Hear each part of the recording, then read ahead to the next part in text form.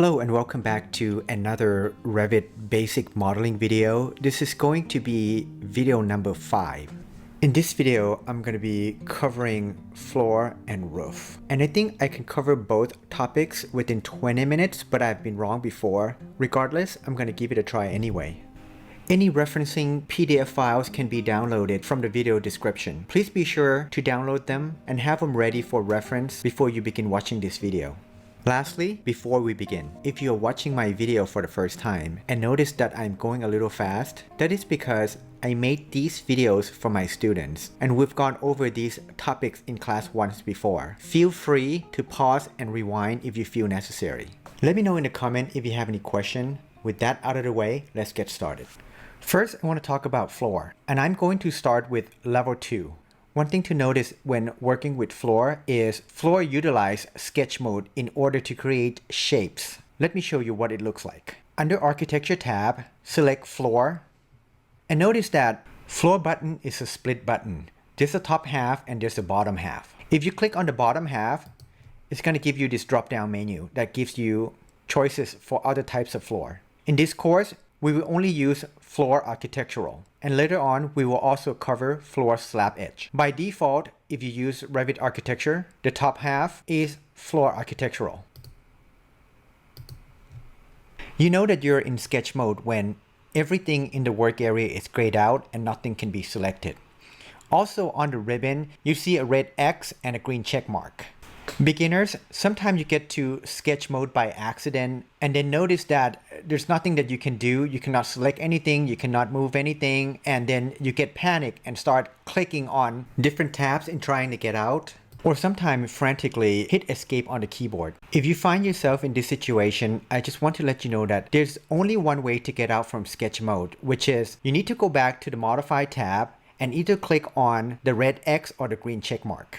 Under Draw panel, we're going to select Boundary Line. And on the right side, there are several ways that we can sketch the boundary line. We can use line or we can pick shapes. About 90% of the time, I use pick line and pick walls. And for the next steps, I'm going to use pick walls. Let's get familiar with the shape that we're about to sketch. Let me zoom in. Keep in mind that we're on level 2 and the space here on the left is open to below, so there's no floor there. Since there's no floor on this space on the left, I'm going to select the left side of this wall because the floor is going to be on the right side and I want the wall that we pick to sit firmly on the floor. Before we move on to the next steps, I just want to direct your attention toward the option bar. And this may be a little bit difficult to understand if you don't know what wall core and location line is, but I want to make sure that you have this option checked. Also, if you need more information about wall core and location line, click the link on the top right corner of your screen to get to the video explanation of it. Now I'm going to make my way around to sketch the shape of the floor. I'm going to select the interior side of this exterior wall. For those of you who understand construction, this might not make any sense for you at this moment, but again, the point of this video is to learn the software.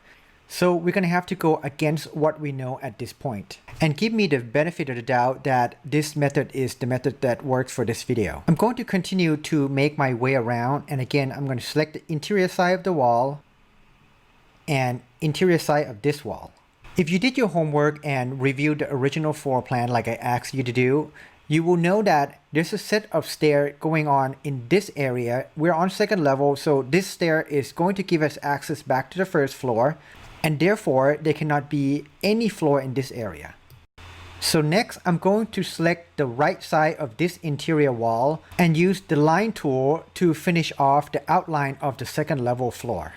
Let's talk about rules for a moment. When you are in this type of sketch mode, the rules are, first, the outline that you sketch need to form a closed loop. That means there cannot be any exposed end from any lines. Also, lines cannot cross each other.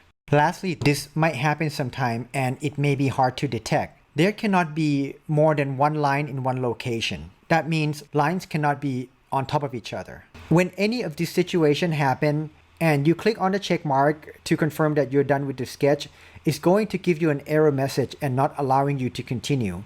What you need to do there is come back and examine your sketch to make sure that it meets all of the rules that I was just telling you. I'm going to use trim extend command to finish forming the outline of my second floor. The keyboard shortcut for trim extend is TR, or under the modify tab is this icon over here. The only one thing to keep in mind when you use the trim extend command is to always select the side of the line that you want to keep. Now that we're done with sketching, let's take a look at what we will actually have when we select that check mark. Along the magenta line toward the inside, that is where the solid floor will be.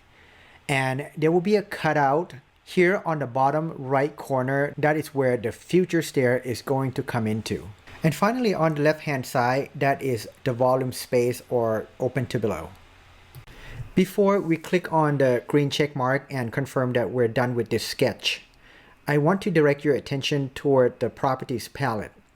Since this is a basic modeling video, I'm going to avoid getting into too much detail, so I'm going to use generic 12 inches floor. And I want the top of this floor to align with level 2 without any offset. Now we can click on the green check mark to confirm that we're done with the sketch. As always, save your work when you are reminded.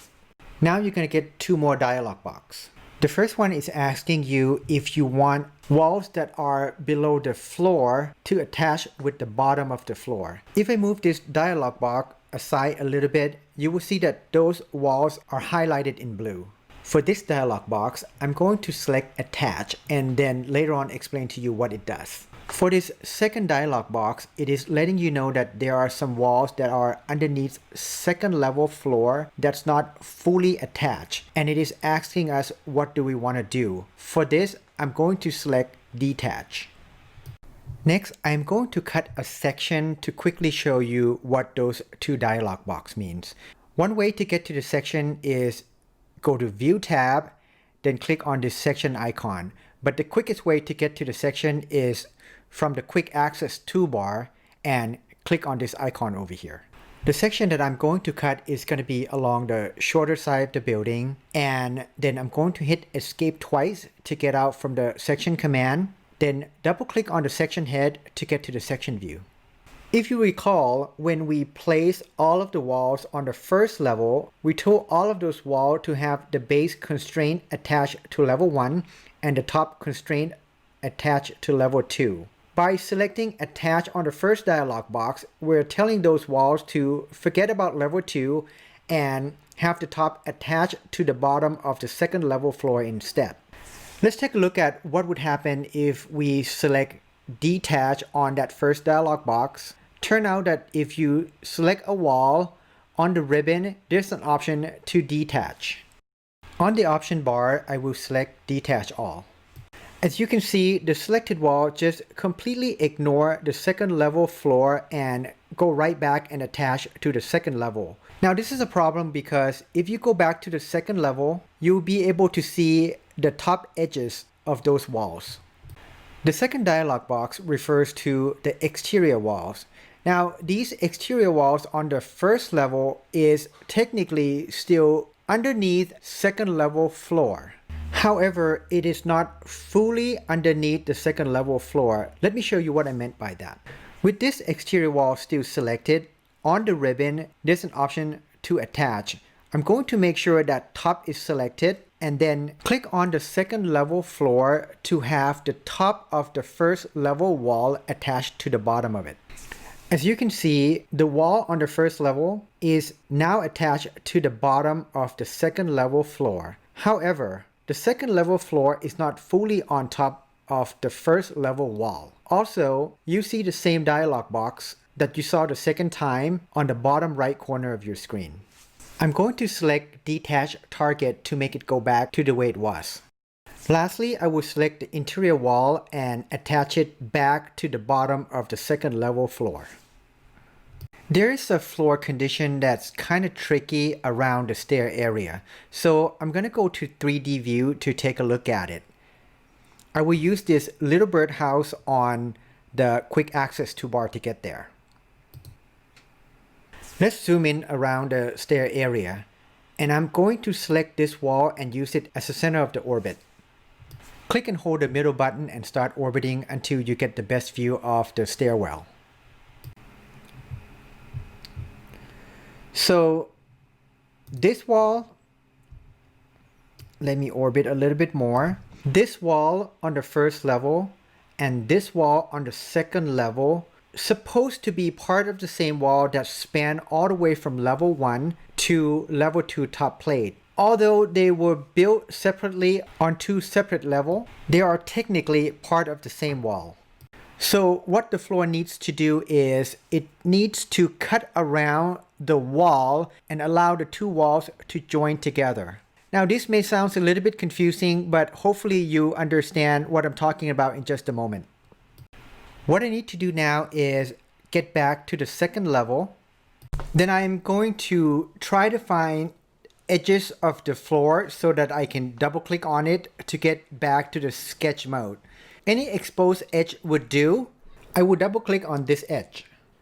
And this time I'm going to use pick line to modify the sketch. I will select the left side of the wall and I'm going to lock it so that it stays with the wall. Then I will select the bottom edge of the same wall. Then I will use trim extend to refine the new outline of my second level floor. We now have the new outline. Let me zoom out to make sure everything is in good order.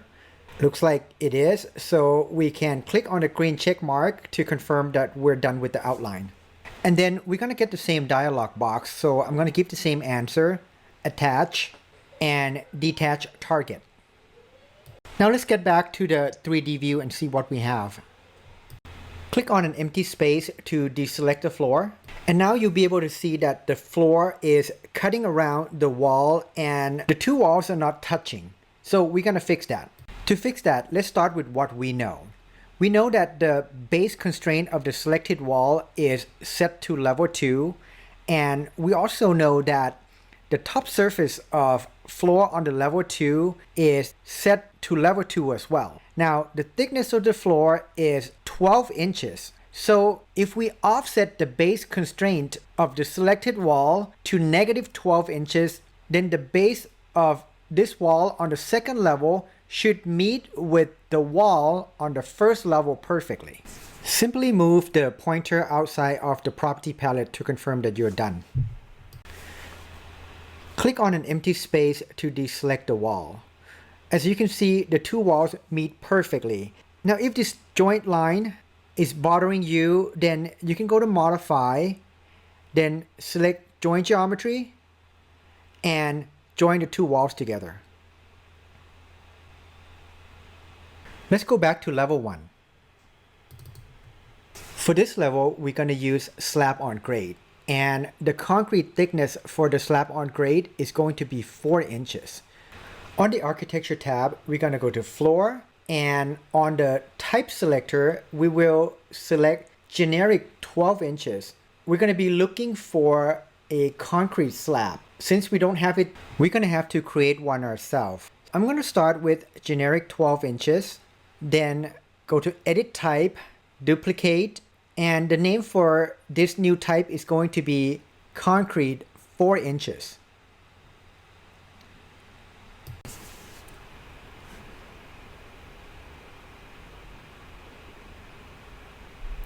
Then we can click OK to confirm the name for the new type. Under structure, we're going to click on edit. And on the edit assembly dialog box, under material column, if you hover over by category, you're going to get the 3 dots on the right hand side. Go ahead and click on that, and then it's going to take us to the material browser dialog box.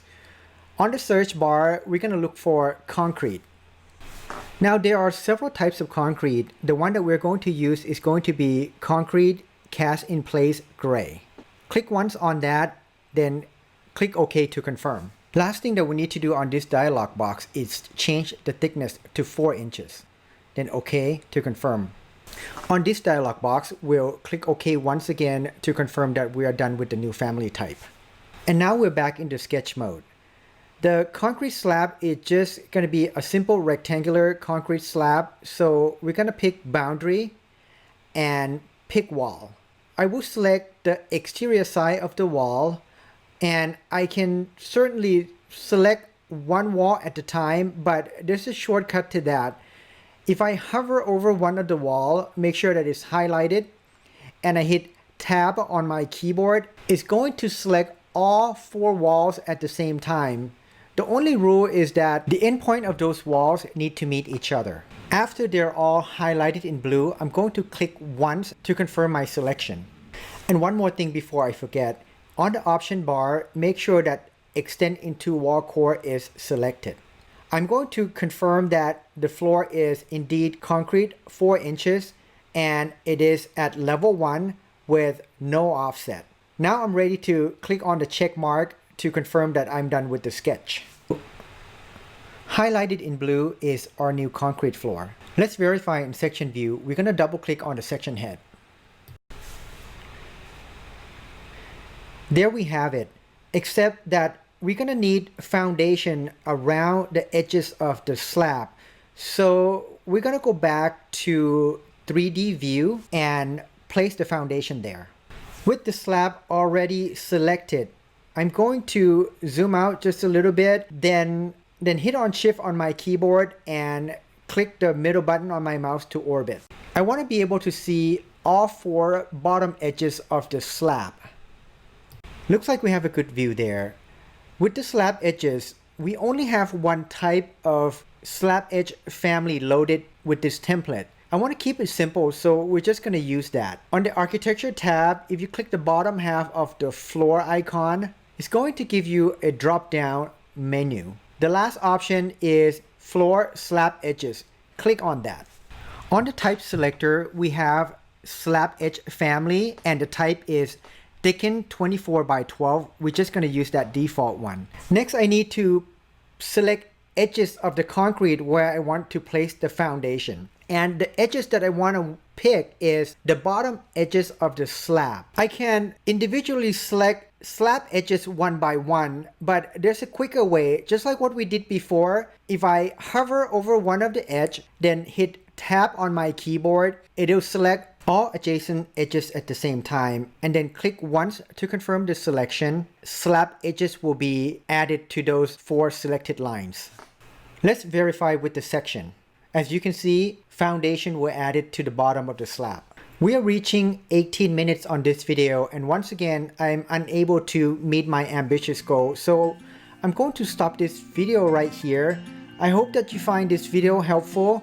Hit me up on the comment if you have any question. Thank you for watching, and see you again soon.